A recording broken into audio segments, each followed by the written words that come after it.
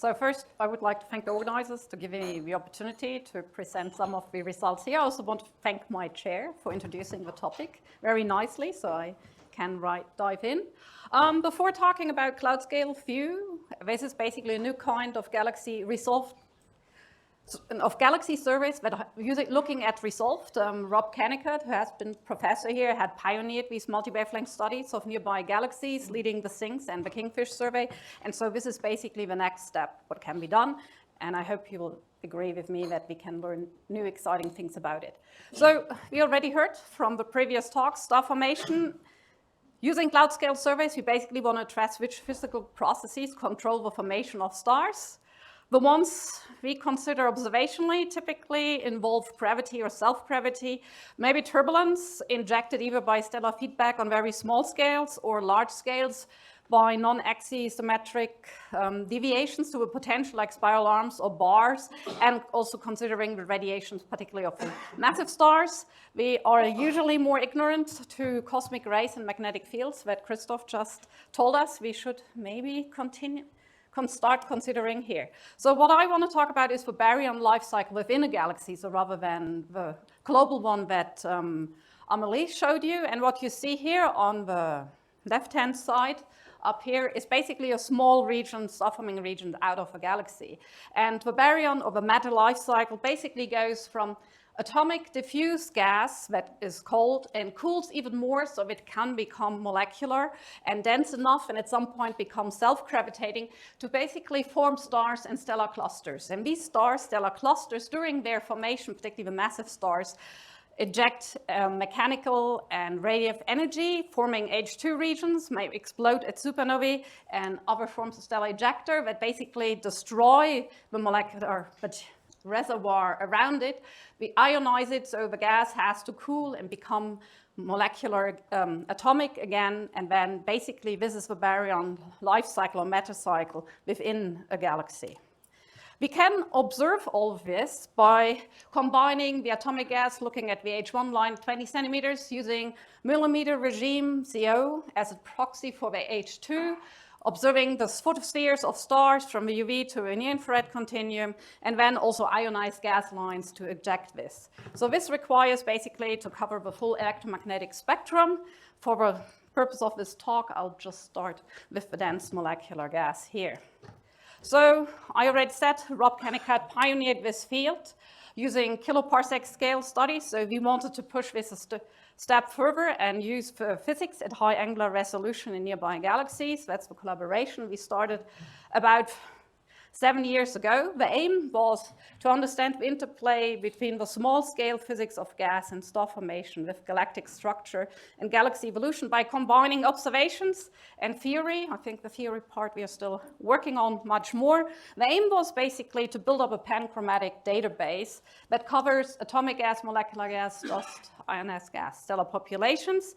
We chose our sample to be basically facing towards the galaxy evolution studies. That is, if you look at the star formation rate versus stellar mass plane, these are the blue points. As you can see, they cover very nicely the main sequence of star-forming galaxies, also around Milky Way type galaxies. That is where most of the stars in the local universe are being formed today. And you see some other surveys that are also pushing in that direction, but a bit more complementary to the aim we had. We want to understand how the molecular gas star formation looks like here. So in order to do that, this is now the current number of the team. We started out with about 25. We were expanding in scope and wavelength. That's how the team grew with us. And you might recognize some names here. So the main 4 pillars of our observations, where the results I'm showing you are built on, is looking at the molecular gas. There we use ALMA. We have 90 galaxies observed in over 1,000 hours. With the array, we probe basically 100,000 molecular clouds. Then we added that using JWST. This data is still coming in. This gives us access to the embedded star formation as well as the dust properties and dust heating. This is complemented by observing a similar set of 74 main galaxies with HST giving us access to the young stellar clusters and stellar associations. And finally, we also use the MUSE IFU, which is really excellent to probe the ionized nebulae that are there and also give us access to the underlying stellar populations. There we have the full data set for 19 galaxies we fully analyzed and about a dozen more. So what we have put out, there are data products from these 90 galaxies and subsets for these others that are available from the team website or the archives from the observatories. And also I would like to give a big shout out to the number of people who had put in a lot of work to make these data sets available, so you can see why we need such a big team. So what do I mean by cloud scale view of molecular gas and star formation? It basically means you're reaching a resolution of about 50 to 100 parsec that helps you isolate individual star forming sites, but you do not resolve them. By being able to isolate the sites, you basically can get access to the time evolution of these. So this is the fundamentally new thing that you achieve with these surveys. And on top, you see basically how the galaxies look like. In cloud scale view, you see atomic gas is still only more on a kiloparsec scale resolution. And so most, if you don't catch everything, most comes from a review, that article that will appear in September. And I'm really thankful for Adam Leroy, who also was a driving force for getting this survey off the ground and helping to summarize all the studies that have been in the field. So what I want to show you in the next remaining minutes is basically molecular gas properties then observed on cloud scales vary with the local galactic environment. Molecular gas can be described very well as a turbulent medium that's affected by self-gravity. The gas collapses quickly, that means in a free fall or turbulence crossing time on the scale of a giant molecular cloud. Star formation is highly inefficient and roughly consistent with a star formation efficiency in per free fall time of only 0.5%. And stellar feedback acts very quickly in destroying or removing the gas reservoir. So coming to the first point. So what you see here is our sample galaxies distributed in the star formation rate versus stellar mass plane, and the darker the points are, the higher molecular gas surface density is observed at 150 parsecs scale, so at cloud scales. So you see, more massive galaxies are more gas rich, and if you go into the more dwarf regime, you are clearly in the atomic gas dominated regime. But there are not only variations between galaxies, also within galaxies. So this is work done by Miguel Carreta, where you see that the centers are typically have much higher molecular gas surface densities compared to the disk part, but even in the disks, you do see differences between spiral arms and interarm regions. So clearly, the molecular gas surface density, when observed at a fixed scale, varies between and within galaxies. Another item basically is to look at not only the molecular gas surface density, but also at the molecular gas line width.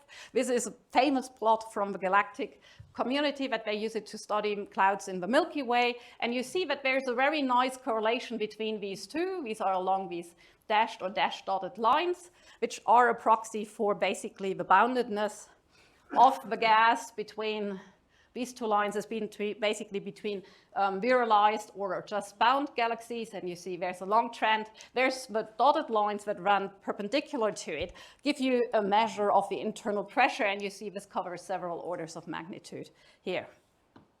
So this plot, basically, when we look at it about all the disk galaxies, you see it has this nice trend. If we break this up into different environments within the galaxies or different galaxy types, you see that this is dominated by the interarm regime. Galaxy centers clearly deviate, having higher line width per given surface density. They are occupying a space that is similar to what you can probe in nearby galaxy mergers, and potentially also what you see in early type galaxies, though the situation there is more diverse. But just to give you an idea where things are varying. So why do we think that we have good evidence molecular gas and turbulent is affected by self-gravity? Is that you move a cloud, this is a density distribution, a normal cloud in the disk. This is the part you observe with the CO tracer, and we can observe an HCN tracer. That is basically where you start to probe only the high density and that is star forming.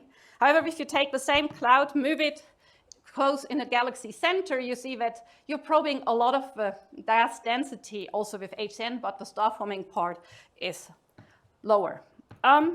So if you take a ratio of these two, you expect basically going from the disk to the center that the HCN over CO ratio would increase, and at the same time the HCN over star formation part would decrease. And this is now observations that we can test, and this is exactly what we see here. Is basically you're looking at the ratio of the dense gas tracer to the bulk tracer. It increases with stellar surface density going to the center, molecular gas increases, and this is also the dynamical equilibrium pressure. And you see the opposite trend that the star formation rate per dense gas is dropping, as you would expect from the picture I just described to you. So gas collapses in a free fall or turbulence crossing time. So in order to do this, we need to understand the time scales of the star formation process, and with cloud scale resolution, we basically can isolate molecular clouds.